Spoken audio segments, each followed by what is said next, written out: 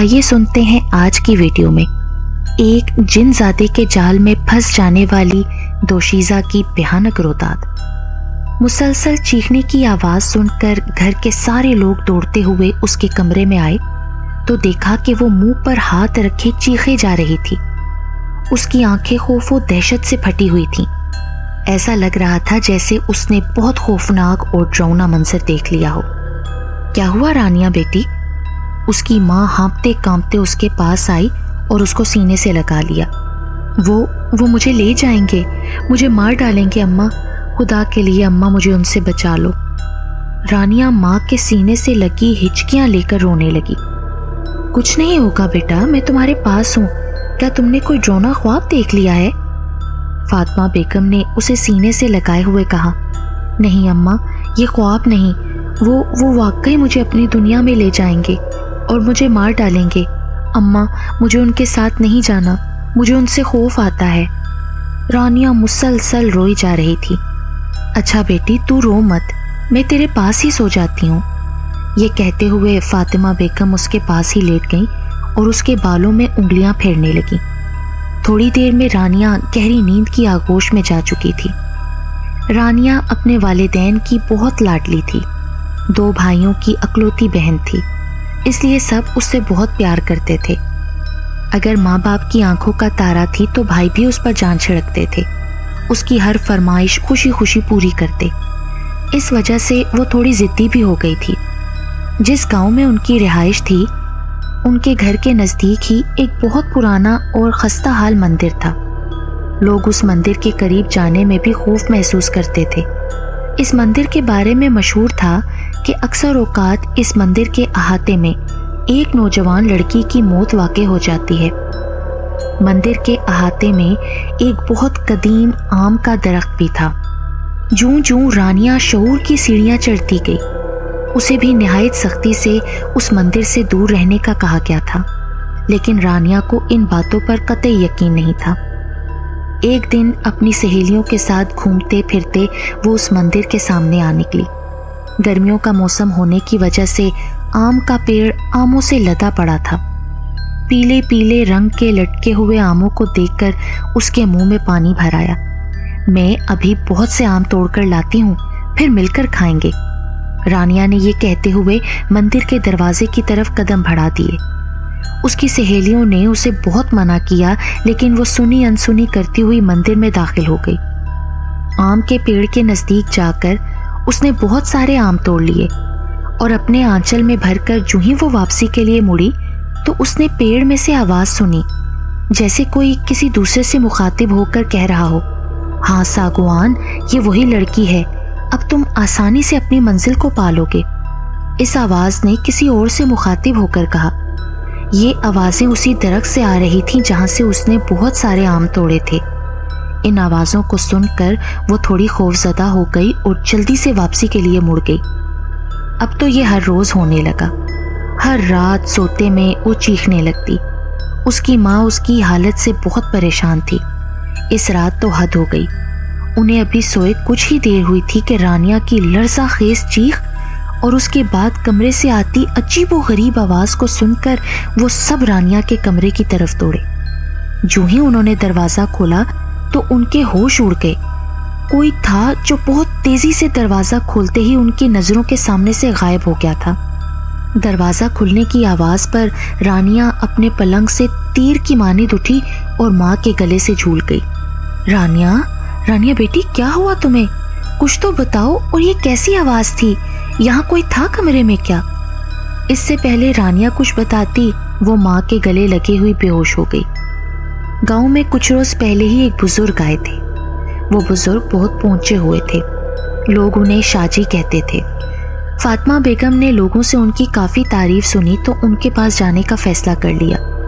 دوسرے دن وہ ان بزرگ کے پاس پہنچی۔ بہت سارے لوگ بیٹھے تھے اور اپنے مسائل کا ذکر کر رہے تھے۔ اپنی باری آنے پر وہ رانیہ کے ہمراہ شاجی کے سامنے گئیں۔ شاجی شکل سے ہی اللہ والے لگ رہے تھے۔ ان کے چہرے پر نور ہی نور تھا، ماتھے پر نشان عبادت بھی تھا۔ وہ بزرگ بہت غور سے رانیہ کو دیکھ رہے تھے۔ فاطمہ بیگم نے جو ہی کچھ کہنے کے لیے منہ کھولا تو شاہ جی نے ہاتھ کے اشارے سے منع کر دیا اور بولے، ہم جانتے ہیں کہ آپ کی بیٹی کے ساتھ کیا مسئلہ ہے۔ میرے موکلوں کے مطابق آپ کی بیٹی اس وقت ساگوان چکر میں پھنس چکی ہے اور اس کا بچنا بہت مشکل ہے، اور چونکہ آپ کی بیٹی اماوس کی رات پیدا ہوئی تھی اس لیے وہ اسے کسی بھی صورت نہیں چھوڑیں گے۔ بابا جی، مجھے تو کچھ سمجھ نہیں آ رہا، یہ ساگوان چکر کیا ہے؟ آخر مسئلہ کیا ہے؟ فاطمہ بیگم نے پریشانی سے کہا۔ شاہ جی کچھ دیر خاموش رہے، پھر بولے، آج سے تقریباً 100 سال پہلے کی بات ہے۔ شہنشاہ جنات کے بیٹے ساگوان کو ایک آدم ذاتی اتنی پسند آ گئی کہ وہ اس سے شادی پر تل گیا۔ وہ چونکہ لڑکی کے پاس ایک نہایت خوبصورت نوجوان کے روپ میں جاتا تھا، اس لیے وہ لڑکی جس کا نام مناشا تھا وہ بھی اس پر مر مٹی۔ اس لڑکی کا دل جیتنے کے بعد ساگوان نے اسے اپنی حقیقت بتا دی کہ اصل میں وہ ایک جن زادہ ہے۔ وہ لڑکی مناشا چونکہ اس جن زادے پر دل و جان سے فریفتہ تھی، اس لیے دونوں نے شادی کا فیصلہ کر لیا۔ مناشا نے ساگوان کی حقیقت سے واقف ہونے کے باوجود بھی اس کی دنیا میں جانے سے انکار نہیں کیا۔ جب وہ دونوں جنات کے قبیلے میں پہنچے تو وہاں تو بھونچال آ گیا۔ ایک جن ذاتے کا کسی آدم ذاتی سے شادی کرنا انہیں اپنی توہین لگا، بلکہ ناممکن تھا۔ سب جنات نے شہنشاہ جنات سے ساگوان کو اپنے مطالبے سے باز رہنے کے لیے کہا، لیکن چونکہ وہ شہنشاہ جنات کا اکلوتا اور لاڈلا بیٹا تھا، اس لیے اس نے بھی اپنے بیٹے کی حمایت کی، تو مجبوراً سب کو خاموش ہونا پڑا۔ چونکہ جن ذاتے اور آدم ذاتی کا ملاپ ممکن نہیں، تو اس کے لیے ضروری تھا کہ مناشا ایک خاص منتر پڑھے۔ اس منتر کے بعد اس لڑکی کو ایک خاص مشروب دیا جانا تھا جس میں سانپ کا زہر ملا ہوا تھا۔ منتر پڑھنے کے بعد جب وہ لڑکی مشروب پیتی تھی تو اس پر زہر کا کوئی اثر نہیں ہوتا تھا، اور پھر وہ آہستہ آہستہ اس کی عادی ہوتی چلی گئی۔ 1 مہینہ اس کو یہ مشروب پینا تھا، اس کے بعد وہ اس قابل ہو جاتی کہ جن ذاتے سے شادی کر سکے۔ 29 راتیں پوری ہو چکی تھیں، لیکن آخری رات میں لڑکی کسی وجہ سے مشروب پینے سے پہلے منتر پڑھنا بھول گئی اور اس نے وہ زہر والا مشروب پی لیا۔ منتر پڑھے بغیر زہر والا شربت پیتے ہی وہ لڑکی موت کے منہ میں چلی گئی۔ اس شربت میں یہ صفت تھی کہ لگاتار وہ شربت پینے کے بعد اس لڑکی مناشا کے جسم میں ایک خاصیت پیدا ہو گئی تھی کہ اس کا جسم مرنے کے بعد بھی خراب نہیں ہو سکتا تھا۔ مناشا کی موت کے بعد ساگوان تو صدمے سے پاگل ہو گیا۔ کچھ عرصہ خود فراموشی کی حالت میں رہنے کے بعد جب وہ کچھ نارمل ہوا تو اسے ایک بوڑھے جن کا خیال آیا جو اس کی کچھ نہ کچھ مدد کر سکتا تھا۔ چونکہ ساگوان مناشا کو دوبارہ زندہ دیکھنا چاہتا تھا، اس لیے اس نے اس بوڑھے جن سے ملاقات کی اور اسے اپنی مدد کرنے کے لیے کہا۔ بوڑھا جن راضی ہو گیا۔ اس نے ساگوان کو بتایا کہ اگر 11 آدم ذاتیوں کو جو اماوس کی رات پیدا ہوئی ہوں، ان کا خون اگر مناشا کے ماتھے پر ٹپکایا جائے تو وہ دوبارہ زندہ ہو سکتی ہے، اور اس طرح وہ زندہ ہونے کے بعد تم سے شادی بھی کر سکتی ہے۔ اس جن نے ساگوان کو ایک منتر بتایا کہ کسی بھی ایسے مندر میں جس کے احاطے میں آم کا پیڑ ہو، یہ منتر پڑھ کر اس درخت پر پھونک دینا۔ اس منتر میں ایسی کشش ہوگی کہ ہر وہ لڑکی جو اماوس کی رات پیدا ہوئی ہو خود بخود کھنچتی چلی آئے گی، اور اگر اس نے اس درخت سے آم توڑ کر کھا لیے تو وہ آسانی سے تمہارے قبضے میں آ جائے گی۔ یہ کہہ کر اس بوڑھے جن نے اسے جانے کی اجازت دے دی۔ ساگوان بہت خوش تھا۔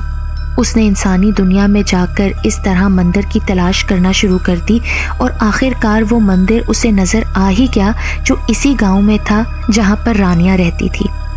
اس نے فوراً وہ منتر پڑھا اور آم کے درخت پر پھونک دیا۔ اس وقت سے لے کر اب تک وہ 10 لڑکیوں کا شکار پہلے ہی کر چکا تھا، اور اس کا آخری شکار آپ کی بیٹی رانیہ ہے، جس کا خون مناشا کے ماتھے پر ٹپکانے سے وہ دوبارہ زندہ ہو جائے گی، اور پھر اس طرح وہ دونوں شادی کر لیں گے۔ شاہ جی، خدا کے لیے میری مدد کریں، کچھ تو ایسا طریقہ ہوگا نا جس سے میری بیٹی ان کے چنگل سے بچ جائے۔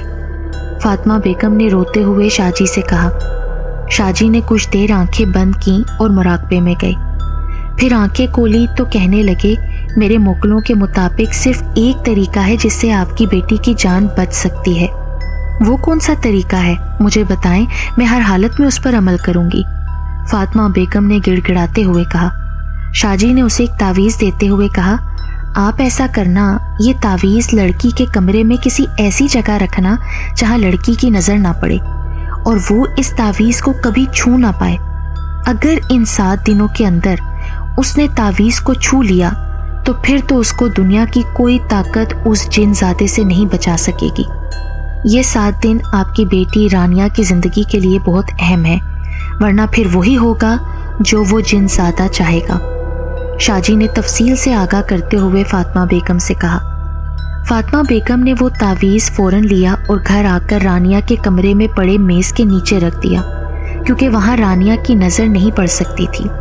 چوتھے دن رانیہ کی سہیلی کی شادی تھی۔ وہ خوشی خوشی شادی میں جانے کے لیے تیار ہو گئی۔ کانوں میں جھمکا ڈالتے ہوئے اچانک جھمکا اس کے ہاتھ سے نیچے گر گیا اور پاس پڑی میز کے نیچے چلا گیا، تو وہ جلدی سے جھکی اور ہاتھ آگے کر کے جھمکا اٹھانا چاہا، لیکن اس جگہ تک اس کا ہاتھ نہیں پہنچ پایا۔ رانیہ بیٹی جلدی کرو، دیر ہو رہی ہے، بار بار تمہاری سہیلی کا بلاوا آ رہا ہے۔ ماں کی آواز پر اس نے جی اماں کہا اور میز کو زور سے پیچھے کی طرف کھسکا دیا، اور جھمکا اٹھانے کے لیے جیسے ہی جھکی تو دیکھا کہ جھمکا تعویذ کے نزدیک پڑا تھا۔ جھمکا اٹھاتے ہوئے اس کی نظر تعویذ پر پڑی تو اس نے تعویذ کو اٹھا کر غور سے دیکھنا شروع کر دیا۔ جب کافی دیر ہو گئی اور رانیہ کمرے سے نہ نکلی تو فاطمہ بیگم خود کمرے کی طرف چل پڑی۔ کمرے میں جا کر دیکھا تو رانیہ کمرے میں موجود نہیں تھی۔ اچانک ان کی نظر میز پر پڑی تو وہ ٹھٹک گئی۔ میز اپنی جگہ سے ہٹی ہوئی تھی اور اس کے جو نیچے تعویذ رکھا ہوا تھا وہ اب میز کے اوپر پڑا تھا، جس کا صاف مطلب تھا کہ رانیہ نے میز کے نیچے سے اس تعویذ کو اٹھا کر اپنے ہاتھ پر رکھ لیا تھا۔ فاطمہ بیگم کو ساری بات سمجھ تو آ گئی، لیکن اب بہت دیر ہو چکی تھی۔ ان کی بیٹی ساگوان چکر کا شکار ہو چکی تھی۔ آخر کار وہ جنزادہ ساگوان، جو کہ آدمزادی مناشا کے عشق میں مبتلا تھا، 11 اماوس کی رات میں پیدا ہوئی لڑکیوں کو قربان کر کے اپنے مقصد میں کامیاب ہو چکا تھا۔ رانیہ کی ماں روتی پیٹتی اپنے دل پر ہاتھ رکھ کر بیٹھتی چلی گئی، کیونکہ انہیں یقین ہو گیا تھا کہ اب میری بیٹی دوبارہ کبھی گھر واپس نہیں آ سکتی۔